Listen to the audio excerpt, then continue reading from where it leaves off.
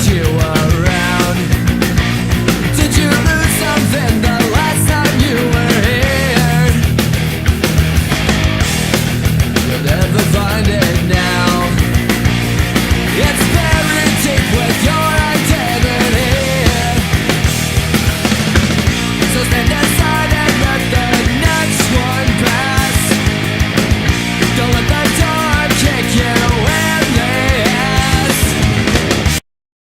Hi everybody, Sexy Matt the Pharaoh Wizard here, and as you can see by the title of this video, I'm not doing one of my normal movie reviews or talking about comics or anything like that. I want to do something a little different, and you know what? It's my show. I'll do what I want. My hot body, I'll do what I want. I really want to talk about my favorite band of all time, Green Day. And instead of talking about the band history and all that, you know, the facts with them, I'd actually want to talk about my personal history of being a Green Day fan for as long as I have been. So, let's begin. About 20 years ago, in 1995, I was about 11 years old, I believe, when the album came out, and about in 6th grade, I got a good report card, so my mom decided to take me to Biggs to get a CD. And if you live in the Metro or Denver metro area and you remember Biggs, all right, good times. But anyways, we went to Biggs, and I went to the CD section to pick something out. I was kind of in that weird stage where you don't know quite what you're into. You just kind of gravitate towards different things you've heard, things like that. And I saw a Green Day album, and I was like, oh yeah, I kind of heard about these guys. And it happened to be Green Day's Insomniac album. You know, and my mom purchased it for me. It's kind of funny now. If she knew what the album had involved, I don't know if she would have bought it for me. But anyways, you know, considering it had songs about doing meth or just a general bleak view of the world, and also waiting for your parents to die so you can live off their inheritance. Good messages for kids. But anyways, so I got Insomniac. I put it in my Discman and, heard this right off the bat.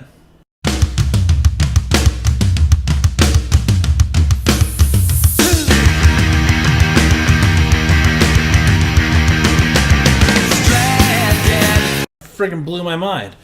And then I threw, the next track comes on, and it comes on with Mom and Dad don't look so hot these days. They get it over the hill. and I was like, holy crap, what is this? This is amazing. And, I'm not going to pretend Green Day's the most original band, ever.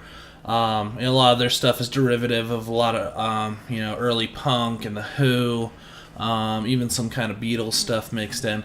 So I'm not saying they're original, but for me at the time, this was the most original music I have ever heard. And it blew my mind. I didn't know this is what music could be. It was amazing. And as soon as I heard it, I took this band. They were going to be my band. I was going to be a Green Day fan from now on. And, went on from there. As I'm kind of going through my history, I kind of throw out some album suggestions to check out if you are ever curious about looking into some other deeper tracks of Green Day. For Insomniac, I would say Stewart and the Avenue. It's a great breakup song, kind of more taken from the side of someone dumping somebody else rather than being the dumpee. And I know that's been done, but the way it's thrown together and kind of the clever metaphors thrown in, it's a very good song. So check out Stewart and the Avenue. So once I got that, I tried to, I had to go get all the other back albums. I had to get Dookie, I had to get Kerplunk, I had to get 1039 Smoothed Out Slappy Hours, which at the time wasn't easy. You had to go to record stores and look for them.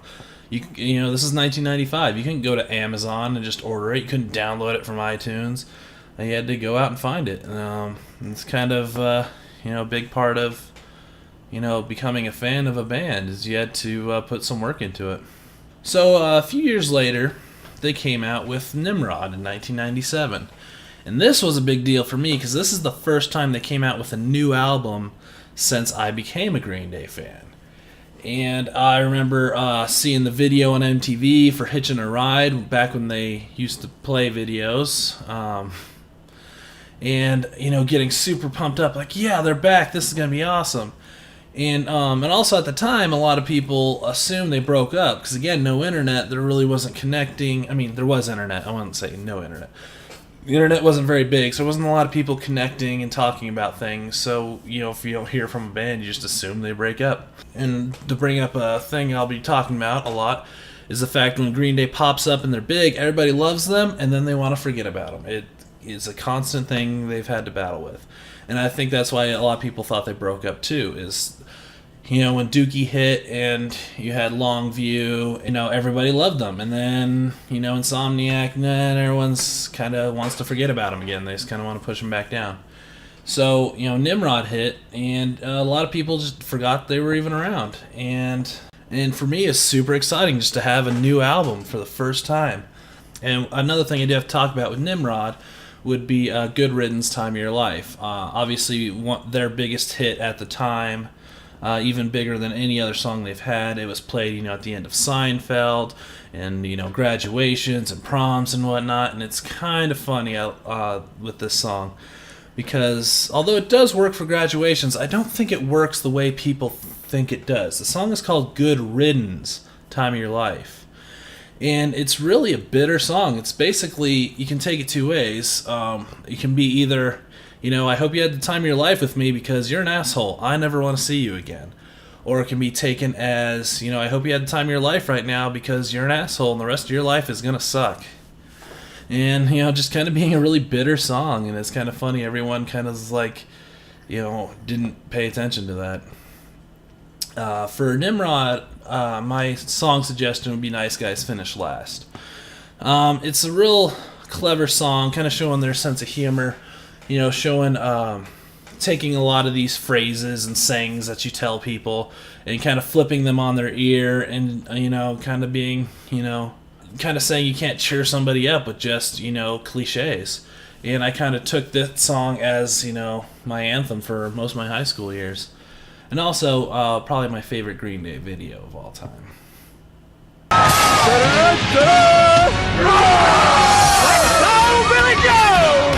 Punk rock is a rough and at times cruel music. It is not nice. In punk rock, nice guys finish last. 3 years pass, and, a lot of bands I follow, and most bands in general, they're different all over, but they usually come out with an album every 2 years, three's pushing it. So they hit their 3-year mark, and they came out with Warning. Warning was a pretty interesting time for me. This is the first time I started seeing things about being negative about being a Green Day fan. Part of it is everyone has been saying, ever since I got into them, they haven't been good since Dookie. And they just keep saying that. And at this point, it's been, 5 years of me hearing that argument. It's like, they haven't been good as Dookie. And it's like, have you heard anything else? Have you bothered to look into it? You're just going to pigeonhole them right away? All right. And also at the time, I was kind of into the local punk scene, and saying you're a Green Day fan at that time, being into punk, was a terrible thing to say. Because there was still the idea that Green Day ruined punk somehow. And kind of as sidebars, I never really saw Green Day as a punk band. They were a really good rock band. And I do think of genres as more of a personal thing rather than a set of rules that a band has to fit in to be, metal, or they have to do this, this, and this to be punk. If you think they're a punk band, then they're a punk band. Screw it. Whatever. But yeah, so everyone assumed they ruined punk, so I had to kind of, be a little bit, on the DL about being a Green Day fan. Luckily at the time, I did have a small group of friends, 2, maybe 3 people tops, and we played the crap out of Warning. And we just enjoyed and reveled in being Green Day fans.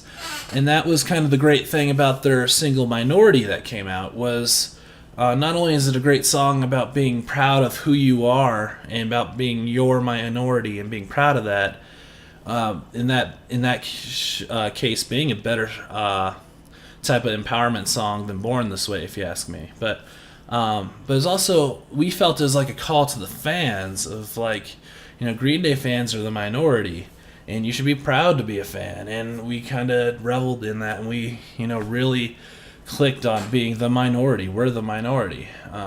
The fans that were around were very tight-knit, even though there's a lot of negative connotation about being a Green Day fan at this time. For Warning, I'd say a good song to listen to would be Deadbeat Holiday. It's a very well-written song. The music in it's fantastic.